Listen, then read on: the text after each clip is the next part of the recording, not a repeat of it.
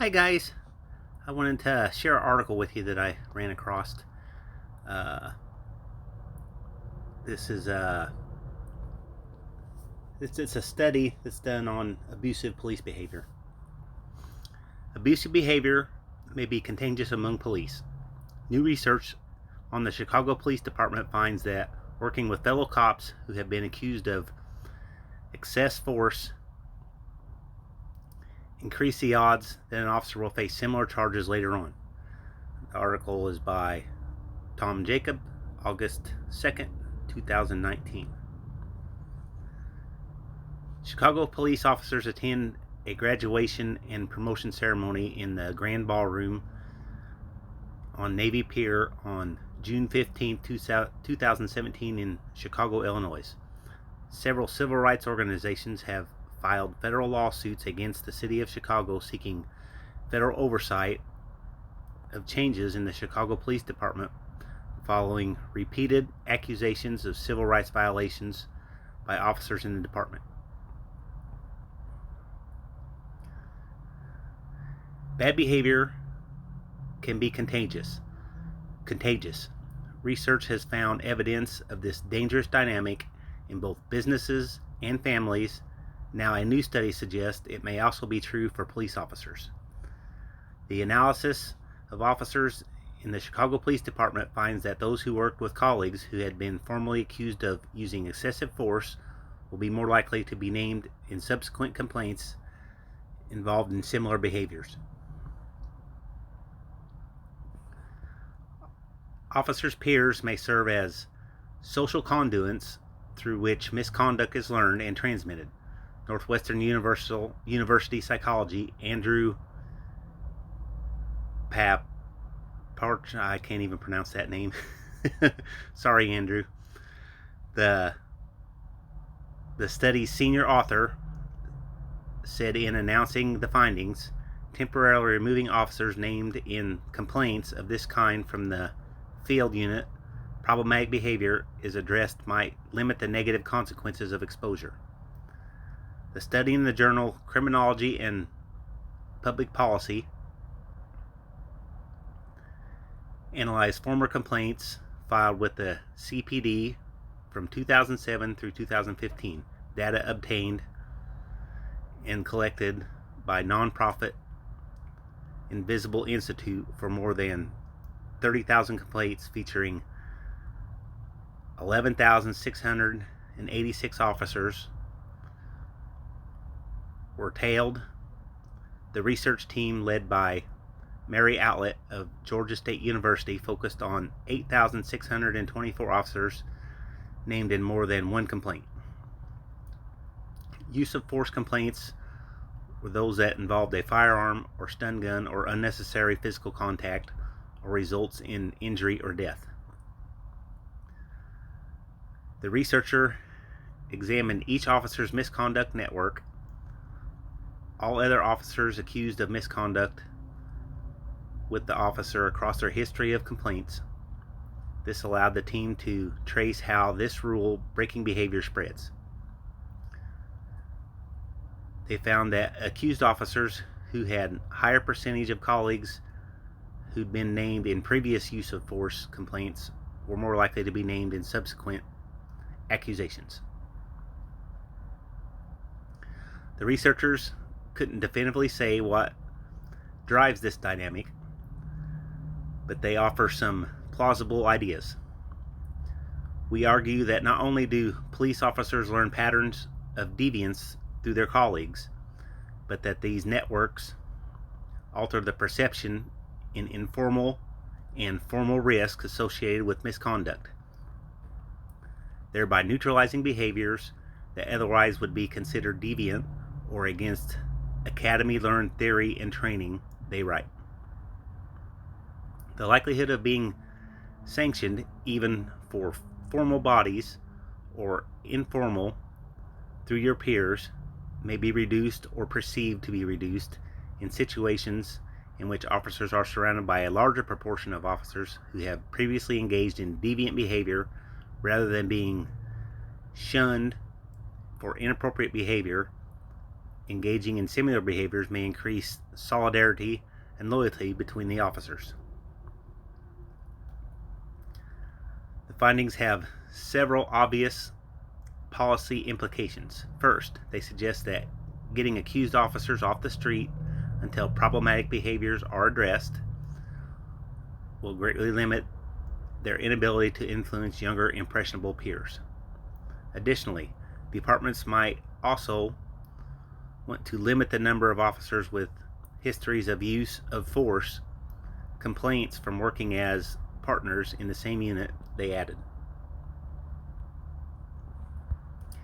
And given that being paired with a larger proportion of female officers had a negative and statistically significant impact on the officer's likelihood of receiving use of force complaints, serious efforts to add more women to the force could decrease the rate of these incidences.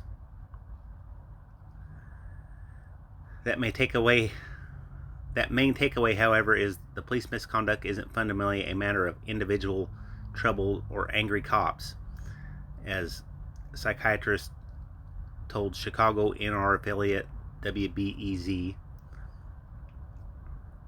Deviance and delinquency is group behavior, and the same is true with police. And that's the end of the article.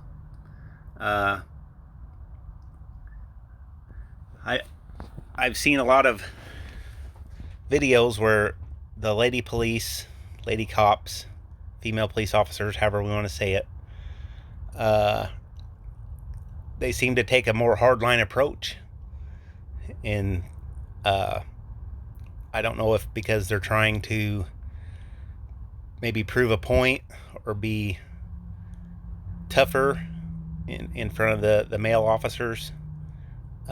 Maybe they think the public doesn't take them seriously because they're a female, so they feel like they have to take a hardline approach. That kind of comes out of an insecurity that some of them have, I would say. And I would say that the female officers are just as susceptible to the mob mentality, which is, to me, what this basically says, is the male officers. It's nothing. It's not a big light bulb moment. If you have corrupt police behavior in this force that's already established, the new officers coming in are going to repeat the same behavior, or they will be pushed out by those cops. I don't think a lot of cops probably come in thinking they're going to be crooked, they're going to be jaded against the community, they're going to be a ruling class, and they're going to run roughshod over everyone they come across and become a us against them.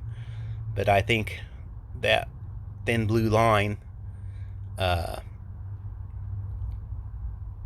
promotes that kind of behavior. I think the thin blue line maybe started out as a good thing. I did some research on it and read some history on it, and it started, I believe, if I remember right, kind of back in England, actually.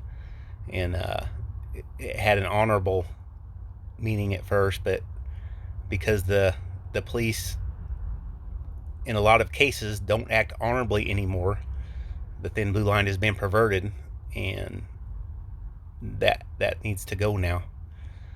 The other thing this article doesn't mention is what qualified immunity, how does that impact their behavior?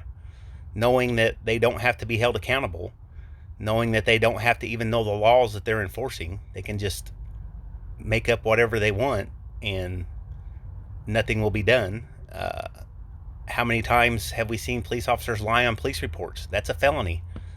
Very, very, very seldom are they held accountable. I just posted a video yesterday that one lied on, falsely arrested and lied on a police report against a city council member, and then the city council member shamed him why he received an award. I mean, the guy was still on the force. So I think this article, it has some meaning, and they're studying some behaviors, but I don't think it goes very far into depth, and it's just kind of scratching the surface, really. I One of the things I disagree with this article, that it said correcting the behavior of some officers who do this stuff. They're committing crimes. The corrective behavior is dismissal and charges brought against them, the same way that would happen to us when we commit crimes. That's the corrective behavior, not removing them from the force for a substantive amount of time and a little retraining, sit and watch some movies, and a little slap on the wrist that says don't do that again. And take in mind, this article was written about serious infractions that resulted in the use of force with guns, tasers, or physical altercations that left the victim, one of the people, who is us, and the government, that's them, left that one of the people injured or dead. So we're not talking about a minor detention for 20 minutes or an hour, which really isn't that minor, but granted, no one went to the hospital or died. That's what this is talking about. And then they say at the same time that they should be removed and the behavior corrected.